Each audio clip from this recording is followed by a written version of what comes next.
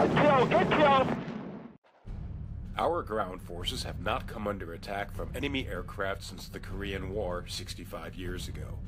This is because the United States has been able to maintain air supremacy, providing the freedom of action required by our warfighters to emerge victorious in the battle space. However, our claim to air supremacy is increasingly in jeopardy. Over the past several decades, our potential adversaries have closely followed the technological advances and employment doctrine that have contributed to our dominance in the air domain. Realizing this, potential adversaries have undertaken concerted efforts specifically designed to counter our air power advantage. The challenges we face today are growing in complexity and sophistication as our likely opponents continue to develop, produce, and deploy new technologies. As a result, we face increasing challenges in every domain relevant to air supremacy: land, sea, air, space, and cyberspace. One of the most pervasive threats, modern ground-based air defenses, has reached unprecedented lethality. Since the first practical SAMs were fielded in the 1950s, our potential adversaries have relentlessly pursued their development as a means to counter American air power, which for more than 70 years has been the foundation of our military might. Over time, nearly every air power advancement we've fielded has been matched by SAMs, which have become increasingly effective against a broader array of airborne targets at longer and longer ranges. Both Russia and China are producing state-of-the-art SAMs. Shown are several currently fielded systems that directly challenge our bid for air supremacy. These modern systems can engage as many as 3 dozen targets simultaneously, at ranges in excess of 200 miles. Furthermore, they are not tied to a prepared site. They are highly mobile, allowing them to relocate in minutes rather than hours or days. To illustrate the changing dynamics of the SAM challenge, here is the threat ring posed by a Vietnam War-era SA-2 SAM. It's located on the Washington Mall, with its short-range coverage reaching out nearly to Baltimore. Now we add the Russian SA-10 and SA-20, the same systems operated by foreign customers such as Iran and China. Next, we add the Russian SA-21, which has also been sold to China, India, and most recently Vietnam. Finally, we have Russia's next-generation SAM, the S-500, which will be capable of engaging targets as far away as Charlotte and Buffalo. As you can see, these systems are being deployed worldwide, and this trend will only continue as additional nations seek to neutralize our air power advantage. Naval variants of these same air defense systems extend the potential threat to any place on the globe where our air forces operate. Moving on to air-based threats, the production and proliferation of advanced fighters poses another escalating challenge to our legacy fighter force, and even our newest fifth-generation aircraft.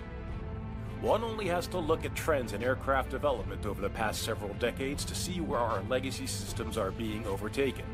Today, our most numerous fighters are outmatched by the latest Russian and Chinese designs. At every stage of modern fighter development, our adversaries have never failed to meet the challenges we present them with. Today, there's basically no distinct fourth-generation advantage we hold. Russia is at the forefront of advanced fighter technology development, but China is also rapidly moving forward with significant aerospace developments based on improvements to existing foreign technologies. Both countries continue to push the envelope, fielding more and more 4+ or 5th-generation technologies. Both Russia and China are willing to export these fighters to anyone able to pay for them, so the proliferation problem will only continue to worsen. Russia has recently fielded its latest flanker variant, the Su-35, a very advanced fighter that will help bridge the gap between their current 4th-generation fighters and future 5th-generation aircraft. The Su-35 incorporates numerous 5th-generation fighter attributes, such as advanced digital flight controls, sensor fusion, high-powered jammers, and ultra-long-range air-to-air missiles. In the meantime, our potential adversaries have produced and tested their own inaugural 5th-generation fighters.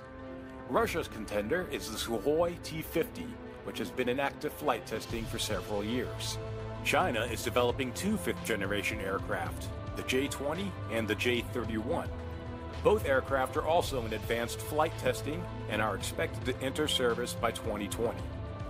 Russian and Chinese fifth-generation fighters are specifically designed to counter the F-22 and F-35, as well as to neutralize our airborne command and control and ISR advantage by targeting high-value airborne assets such as AWACS, rivet joint, and J-stars from standoff ranges.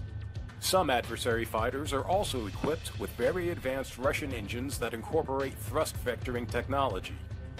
This technology provides significant dynamic maneuverability and turning capability. The resulting agility permits rapid reorientation towards unanticipated threats and ensures tactical dominance at close-in as well as standoff ranges. The heart and soul of an air superiority fighter is its sensor suite, especially its radar. In the past decade, Russia has unveiled several active electronically scanned array airborne engagement radars. Also known as AESA radars, these powerful sensors reportedly can simultaneously perform multiple tasks, track up to 30 targets, while engaging 8 out to 100 miles, and provide improved resistance to electronic attack. China has developed its own AESA radar for its fighters, including the J-10 and J-11. In the air-to-air missile field, we have traditionally held the advantage in beyond visual range combat with our AIM-120 AMRAAM. That has also changed. Russia and China have both fielded AMRAAM-class missiles of their own. One can see the parity they have achieved in comparison to our current baseline AIM-120C. While the AIM-120D will restore us superiority in terms of missile range, both China and Russia are also developing follow-on missiles with significantly increased range performance. Future adversary missile designs are specifically intended to far outpace our reach in the air-to-air arena, directly challenging our AMRAAM superiority and holding our most critical airborne assets at risk from greater and greater distances, thereby taking them out of the fight. Looking at other risks we face, one of the most challenging is the cyber threat. Our air and space systems are increasingly reliant on cyber connectivity and cyber-enabled capabilities. Russia, China, and others recognize the potential vulnerabilities of our cyber dependencies and are fielding dedicated and highly sophisticated programs to exploit and attack our military computer networks and platform-resident mission systems. Last but certainly not least is the issue of space superiority. The United States once enjoyed uncontested mastery of the space domain, but lost that luxury a decade ago when China shocked the world by destroying a target satellite with an interceptor missile. That event dramatically illustrated that space is no longer a sanctuary for us.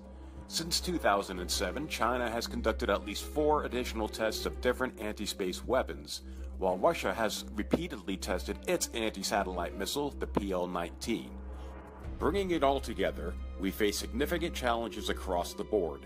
We can no longer operate with impunity against modern surface-based defenses. Current and developmental adversary aircraft threaten even our latest and best, while challenges in space and cyberspace negatively impact every Air Force mission area. If we do not make a concerted effort to revitalize our air supremacy enterprise, these challenges will only grow as our qualitative edge continues to ebb. This is not a question of dollars, but lives, beginning with those of our servicemen and women. In this kind of contest, there is no prize for second best.